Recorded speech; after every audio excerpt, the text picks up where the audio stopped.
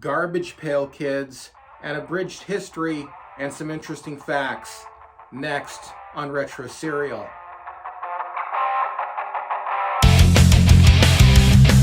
Well, hey everyone, welcome to Retro Serial. I'm your host, Ian C. I'm glad you could be joining me for today's episode. Today on the program, we're going to be talking about one of the most disgusting things that defined the 80s and growing up Generation X. And no, it is not the school lunch. It is the Garbage Pail Kids. But before we get to that, would you please do me the honor of subscribing to my channel and liking this video? It's a small step for you, but it means a whole lot for us here on the program. And also, if you want to share it on your favorite social media and hit the bell notification if you are interested in knowing when these things are available, all those would be great as well. If you want to go a further step and support us here on the channel, you're always welcome to follow the link below to the Buy Me a Coffee page where you can part with some of your hard-earned cash. Now, on to today's episode. Tops, the company responsible for producing Garbage Pail Kids, was originally a tobacco company. Yes, Tops was founded in 1938 and responsible for many trading cards, including the Garbage Pail Kids. However, prior to 1938, they were known as the American Leaf Tobacco Company. However, they had to rebrand due to a shortened supply line because of World War I. Garbage Pail Kids might have never existed in the first place. Of course, we're all aware that Garbage Pail Kids are a parody of the Cabbage Patch Kids. What you may not know is that the Tops' original interest was not to parody the product, but they wanted to make a Cabbage Patch Kids line of trading cards. Yes, in late 1984, Tops applied for a license to produce the product, but this license was denied.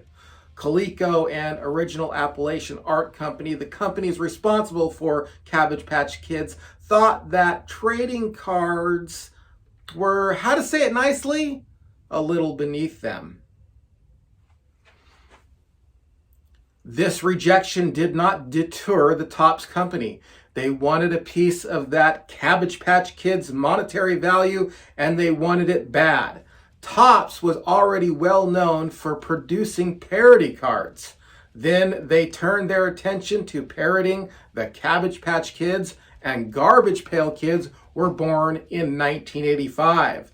Just think, without that rejection from Coleco and Original Appalachian Art Company, we may have never even known of Garbage Pail Kids.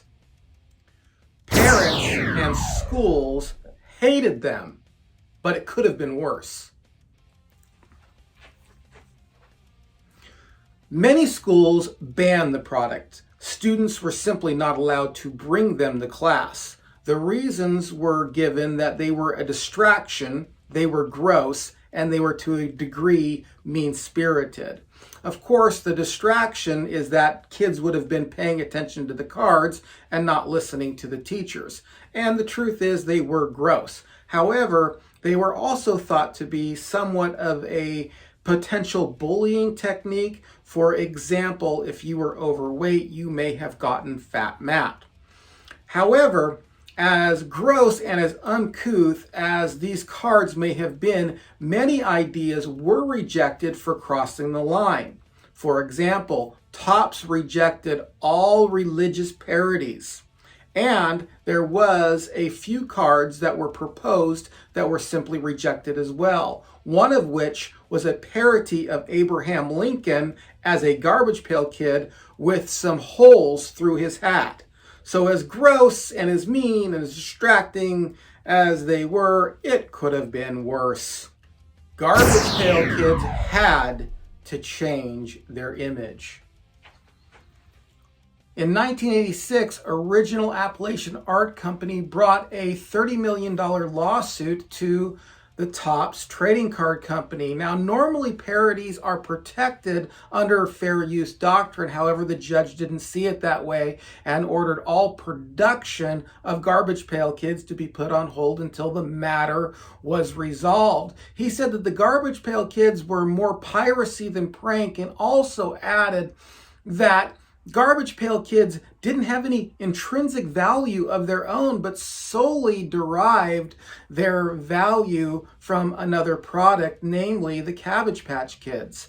As a result, the Topps company settled out of court with the original Appalachian Art Company and had to change the way the cards look as well as their logo, so that they didn't resemble the logo of the Cabbage Patch Kids, nor did they resemble the look of the Cabbage Patch Kids.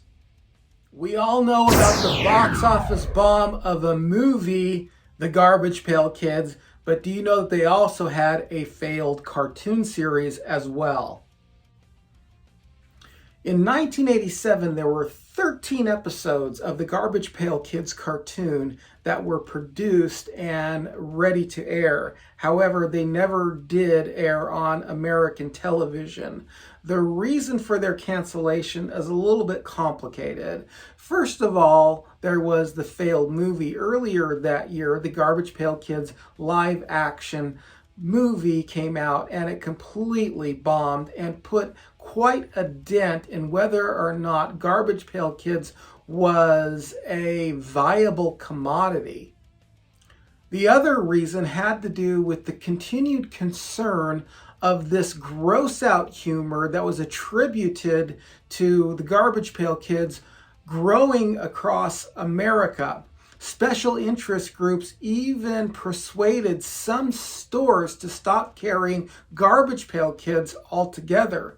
As a result, Garbage Pail Kids were beginning to be seen as a bad investment of time and money and resources. So the cartoon was canceled. And unfortunately, what is considered the original product line ended in 1988.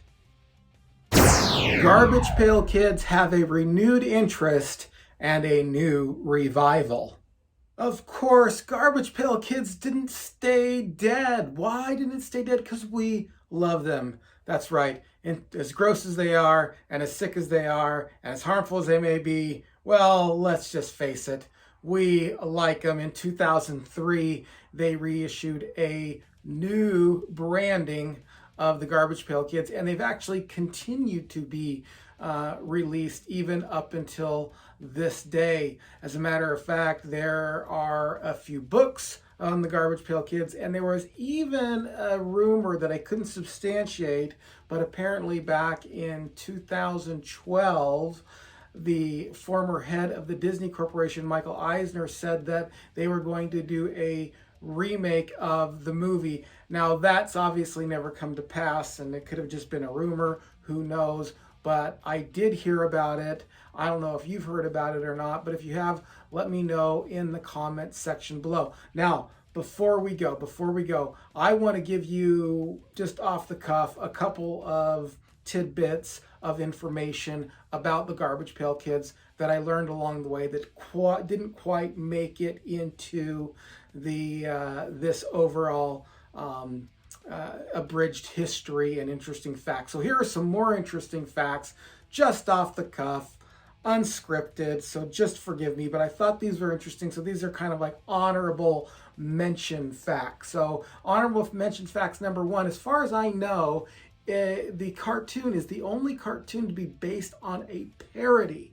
I couldn't really look this up, but I tried to look it up, but I couldn't find actually any other parodies. Okay, so you have the original, then you have the parody, and the parody actually getting its own cartoon series. I think the Garbage Pail Kids were the only ones to ever have that happen for them. And by the way, you can watch those cartoons on YouTube, here on YouTube. So watch them. I watched one of them, was just kind of weird. The other interesting fact that I came across was that It is only one of two movies that were ever based on trading cards. So you had the Garbage Pail Kids movie based on trading cards, but the other movie that was based on a trading card was Mars Attacks, also produced by Topps Company. So Mars Attacks also had its movie, but those were the only two. The other thing I wanted to say just before we left is I wanted to ask you, what was your favorite, if you could pick a favorite, what was your favorite Garbage Pail Kid? For me, I really liked Atom Bomb, was the one that I kind of remember. And the reason I really liked Atom Bomb is there was a joke on the back. Now, Atom Bomb was one of the kids, and it looked like an atom bomb, and he had a big mushroom cloud over his head, coming out of his head. And the reason why I liked it is they used to give these little tidbits on the back, fake tidbits about the character on the front. And for some reason, it just killed me. It said favorite food was mushroom cloud soup. Yes, so Atom Bomb had an atom bomb going off in his head. And on the back, it said that his favorite soup was, I think it's a cream of mushroom cloud soup. I just thought that was hilarious. Anyway, what was your favorite card? What was your favorite character? What facts did you like? What facts do you think I overlooked?